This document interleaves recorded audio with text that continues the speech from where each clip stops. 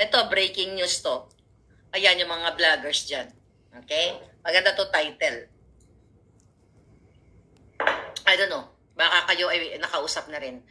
Ikaw, Marbil, may ambisyon siya na tumakbo sa 2028 at gusto niya nang magpabango ngayon. Pwede magkaroon niya ng mga substitution later on. I don't know yet. But eto ang nakarating sa akin. Kinakausap ni Marbil ang mga iba't ibang vloggers para bilhin ang kanilang channel, ang kanilang Facebook, or babayaran ayon sa aking source. Okay? Na-approach ba kayo na nakikiusap si Marbil na pabanguhin siya?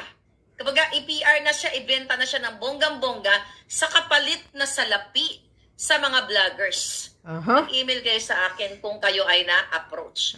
So, tinatarget na ngayon, this is very Lisa Tanas. Tinatarget ngayon ng mga vloggers para pabanguhin siya, pagandahin yung kanyang imahe, di ba? Willing siya magbayad sa mga vloggers, small or big following. Yan, mga kababayan. The question is, saan galing ang pera? Okay? Kung kayo ay in-approach ni Marbil, 'di ba? Kung isa kayo sa mga approach base sa ating informant, saan siya kukuha ng pera para bayaran kayo? Di malamang sa pera na naman ng bayan 'yan, mga kababayan. Sa pera ninyo diyan siya diyan siya kukuha para idugdog sa inyo. So ano na mangyayari ngayon? Sobra na ang kababuyan ng gobyerno. Magkakapareho sila. Kung pansinin nyo, ang page ni Lisa Tanas, ni Bangag Jr., majority ng mga nagko-comment ay trolls.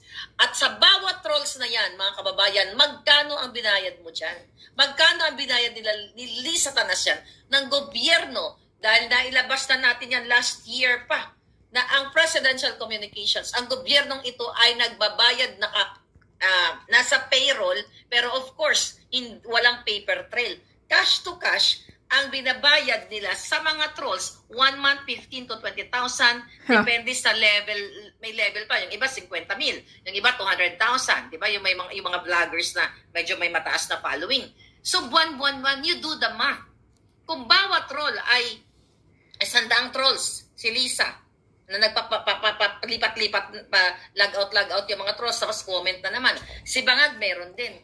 Ilang milyon ang sinasayang ng mga putang inang mga bangag na ito sa kaba ng bayan. Kaya naman, no wonder, gina-justify ni Marbil na ang mga gumagamit ng illegal na pulburon o kung ano pa man ay hindi addict.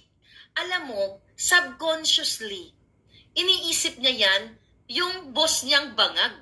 Kasi siguro naisip niya kapag sinabi ko to, masasaktan si Bangag Jr., yung amo ko si BBM, bangag na bangag man.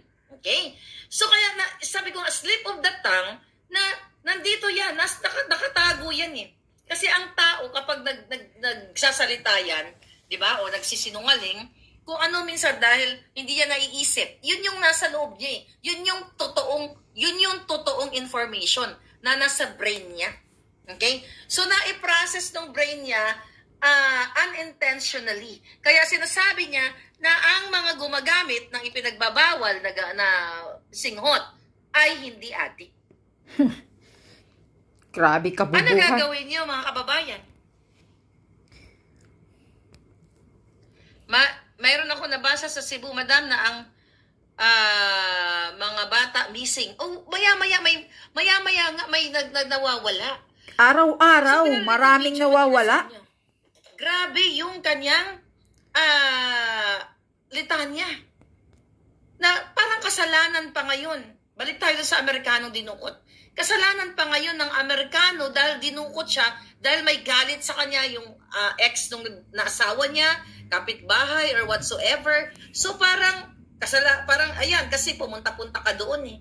So parang gano'n na lang ba sa atin na dahil yung isang lugar na yan, yung isang lugar, isang I don't know, dahil isang klase ng religious group na yan, Muslim kunyari, na parang, kasalanan niya, nag-asawa siya ng Muslim, parang na traditional Muslim, tapos may ex, may ganyan-ganyan. Kaya yan ang nangyari sa kanya. Diba? Ganon yung impression. Ganon yung sinasuggest niyang mensahe para sa taong bayan, para sa mga nakikinig. Yun na nga Imagine nyo yan. Ganyan ang inyong, ganyan ang inyong PNP chief. Kabubuhan. Kaya no wonder, wala silang habag sa totoong human rights o karapatan ng tao. Karapatang mabuhay, karapatang maayos na pamayanan. Kasi kung meron silang may ganyan silang puso, mga kababayan, hindi dapat nila ginawa yung nangyari kay Pastor Kibuloy. Kasi their mission, their target is pahirapan si Kibuloy para hindi na kayo mag-rally mga KOJC members. Kasi pag nag-rally kayo, ay pahirapan, sisiguraduhin ng PNP na tiwali. Dahil sa utos ni Bangag, ni Lisa Tanas, si Tambaluslos yan, pahihirapan si Pastor Kibuloy. Ngayon, maliwanag pa sa sikat ng araw, kaya takot o tahimik ang KOJC members na sumali sa mga Rally. o sa mga peaceful rally. Kasi yan ang purpose nila. Pahinain tayo ang mga taong nag-speak up day. Dahil ang dami na nagsalita nung ipinalabas natin yung video, yung authenticated Bangag ni Junior. So, sinusuppress na kayo. Araw-araw ko sinasabing, sinasalpakan na yung mga bunganga ninyo, katulad na lamang dyan kay Pastor Kibuloy. Actually, even ang INC, last year pa, may mga kaibigan ako nagme-message sa akin na sukang-suka na kay Bangag. Kaya no wonder din, nagbisibisita sila doon kay sa anniversary ni Eduardo, na according to, may nagsabi sa, hindi naman sila invited. Di ba? Hindi naman invited yung dalawang mag-asawang adik. Okay. Iyan lang ang anuhin ko. May comment din ako sa iyo, hinayupa ka na marbil ka, buwakang ina ka. Unang-una, nasa matino ba ang utak mo? Anong ibig mong sabihin? Na yung adik, namnamin mo yung sinasabi mo, na ang adik naggumagamit ng droga, hindi naman sila adik. Unang-una, Marbil, kaya nga gumagamit sila ng droga dahil adik sila. Ano ang meaning ng adik? I-Google search mo kung ano ang meaning ng adik. Kaya sila sumusuyop, sumisinghot dahil adik sila, Marbil. Tang ina mo, bubo ba yung utak mo? Grabe ang ano mo Grabe ang pananalita mo, nakapanggigil, nakakabubo. Pakinggan, nakakagalit. Sige, Marbil. Mag-celebrate na kayo. Ipagdiwang nyo na yung mga drug addict dahil hindi kayo addict. According sa chief PNP ninyo na si Marbil. Mga drug addict, sige, magfiesta na kayo sa kalsada dahil hindi daw kayo addict. Yun ang sabi ng chief PNP. Protektado ang human rights ninyo, mga drug addict. Yan ang magandang bansa. Magaling na Pilipinas. Tanginang chip na to. Wala sa hulog yung pinagsasabi. Tapos yung kay Pastor Kibuloy, sabi niya, papahirapan, we have to make sure na papahirapan namin siya sa loob ng kulungan. He will suffer in the jail. We have to make sure daw. Bakit, Marbil? Tanungin kita, ano ka? Immortal ka? Immortal ka bang? Chutang ginima mo. Tang ina ka. Anong ginawa ni Pastor Kibuloy sa'yo? May kasalanan ba si Pastor Kibuloy sa'yo? Bakit, Marbil? Wala kang kamatayan? Immortal ka ba? Ano bang bakit pinag-iinitan nyo ng husto si Pastor Kibuloy na ngayon nakakulong na nga siya? Kahit hindi pa siya convicted, inaakusahan nyo na kung ano-ano. Kaya hindi na ako nagtataka kung bakit huminto yung mga members of KOGC sa pakisabay sa Maisog Rally. Dahil ganito pala mismo lumabas na sa mabaho mong bibig, Marbil.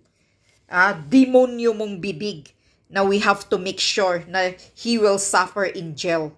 Papahirapan niyo si pastor. So kung ano ang mangyari kay pastor sa loob ng kulungan,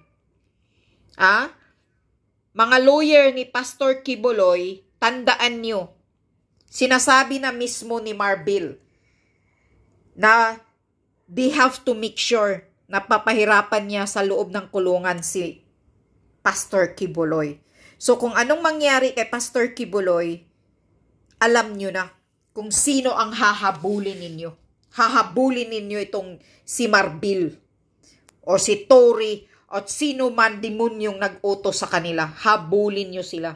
Dahil lumabas na sa demonyong bunganga ng buwakang ng inantong Marbil na to. Langhiya ka. Tandaan mo, Marbil, bilog ang mundo.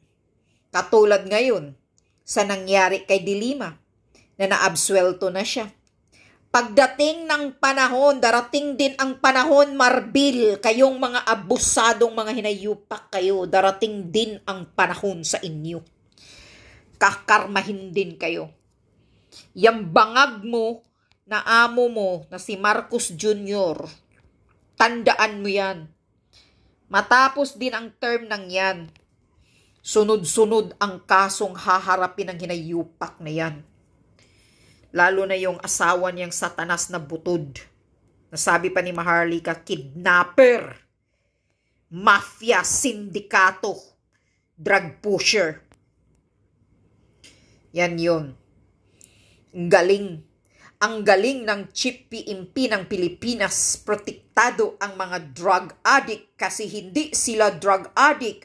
Kaya gumagamit lang sila ng droga pero hindi sila mga drug addict. Palakpakan, mga drug addict, mag-celebrate na kayo. Kaya araw-araw ngayon pala, ang daming namatay, nawawala ng mga kabataan, kinikidnap, wala kayong pakialam. Ang ina ninyo. Dahil mas protektado nyo ang mga kriminal. Protektado nyo ang mga drug addict. Ito ba, mga taong bayan, ang gusto nyong bansa? Ito ba ang gusto nyong gobyerno ninyo? My God, nung klaseng gobyerno ito. Kanina lang may nabasa ako na ang Manila ay ang number 1 sa Southeast Asia na pinaka-highest crime rate. My goodness.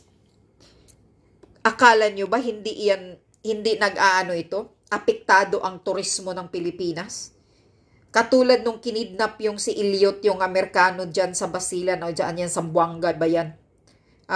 Na hanggang ngayon walang balita. Na si Marbil walang yagbol. Sabihin mo na lang, Marbil, takot kayo. Maghabol sa mga nagkidnap kay Elliot, yung Amerikano doon. Tang ina ninyo. Mga walang hiya kayo, wala kayong kwenta. Tang inang gobyerno to. Sarap duraan ninyo.